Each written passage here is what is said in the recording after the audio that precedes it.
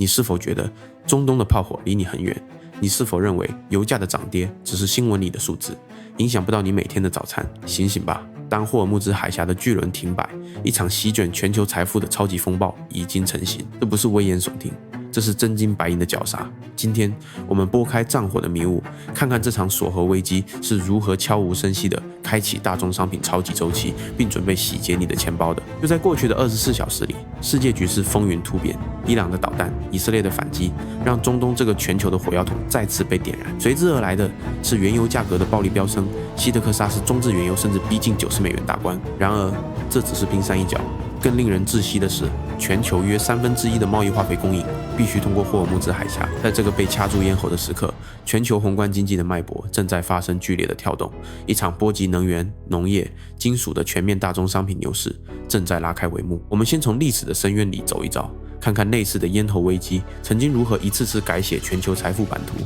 1973年10月，阿拉伯石油禁运爆发，那是赎罪日。战争爆发后第4天，欧佩克突然宣布对支持以色列的美国、荷兰等国实施全面禁运，油价在短短几个月从每桶3美元左右暴涨到12美元以上，几乎翻了4倍。当时的美国总统尼克松和他的国家安全顾问基辛格面对的情报极其碎片化，他们收到中情局的报告，认为阿拉伯国家只是虚张声势，最多维持几周就会因为自身财政压力而让步。尼克松甚至在内部会议上说，这不过是暂时的政治姿态，我们可以用外交和战略石油储备撑过去。他们低估了阿拉伯世界对以色列长期积怨的深度，也低估了沙特等产油国愿意牺牲短期收入来换取政治团结的决心。结果，美国经济陷入严重滞胀，通胀率从6%飙升到2位数，失业率同步攀升，汽油配给制重现街头。这段历史的教训极其清晰，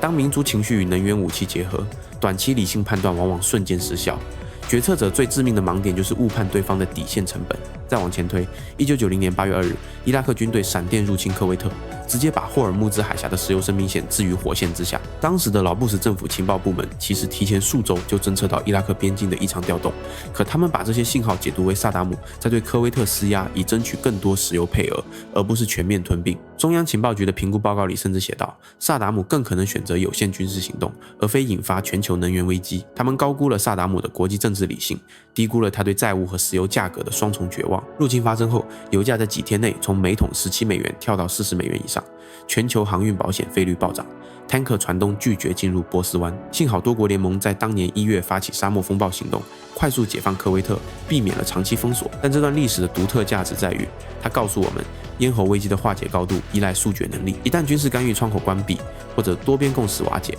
短期价格冲击就会演变为长期结构性短缺。今天伊朗的姿态远比当年萨达姆更具持久性，海峡已出现实际航运停摆迹象，数百艘油轮在阿曼湾外锚泊等待。你有没有感受到历史的回音正在变强？再看2003年3月美国入侵伊拉克，那场战争的开端建立在一个后来被证明高度失真的情报基础上，大规模杀伤性武器。布什政府和英国的布莱尔首相都把情报机构的黄色报告当作铁证，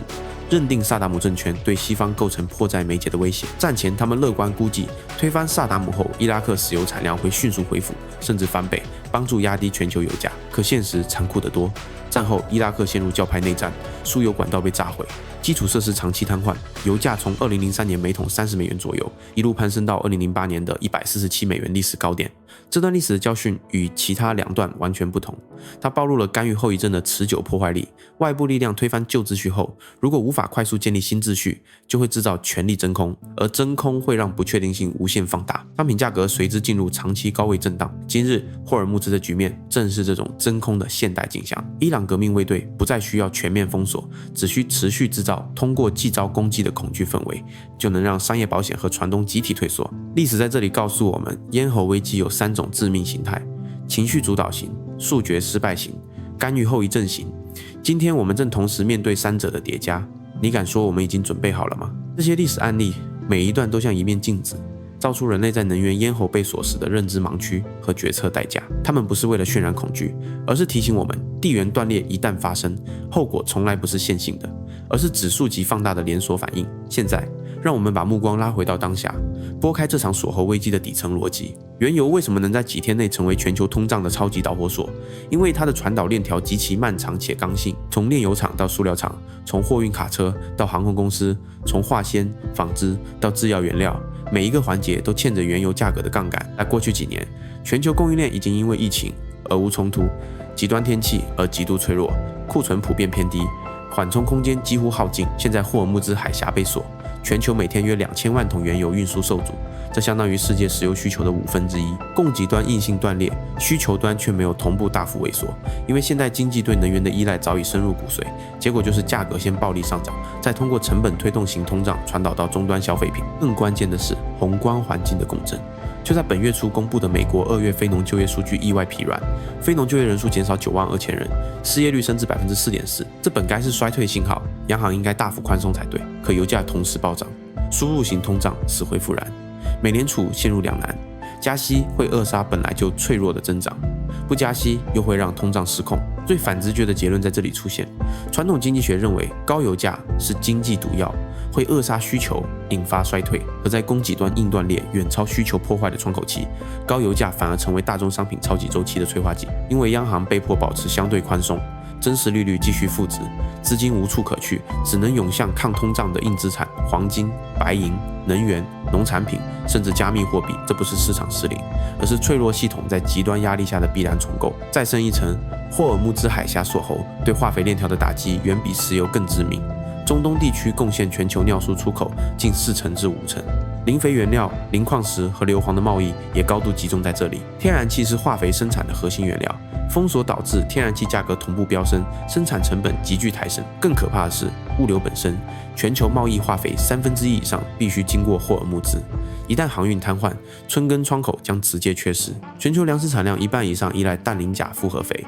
短缺效应会在6个月到18个月内全面显现。小麦、玉米、大豆期货已经开始提前反应，但真正的价格爆炸还在后面。这里的底层逻辑是，能源危机与粮食危机从来不是平行轨道，而是高度耦合的放大器。一旦能源价格失控，粮食安全就成为下一个战场。资金的心理博弈从来比任何宏观模型都更血腥残酷。机构投资者与散户之间的信息差，在地缘危机中被无限拉大。华尔街的大型对冲基金早在伊朗导弹发射前几周，就通过卫星图像和保险市场异动嗅到了风险。他们悄无声息地减持高估值科技股，加仓能源巨头、农产品期货、黄金 ETF。散户呢？很多人还在社交平台争论油价会不会很快回落，美联储会不会救市，等着抄底纳斯达克。而现实是，美股集体收跌，纳斯达克指数连续下挫，正是机构对滞胀重现预期的恐慌性兑现。多头与空头的撕裂尤为惨烈。多头阵营的核心论据是供给破坏不可逆，海峡封锁持续1周以上，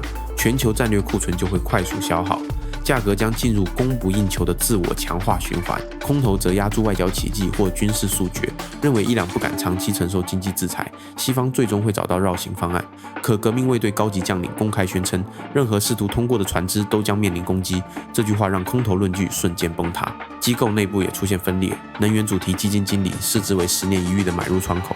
宏观策略师却警告，滞胀会引发系统性风险。博弈的潜台词非常清晰，谁先认错，谁就永久出局。微观细节更能刺穿人心。某全球最大航运公司在最新电话会议上被分析师追问霍尔木兹预案，高管停顿了足足10秒，只挤出一句：“我们正在评估所有可能的选项，但目前没有真正可行的备用路线。”这句话背后是数万亿美元全球贸易的集体窒息。印度、巴基斯坦、东南亚的中小化肥进口商已经爆出价格暴涨30%到50%，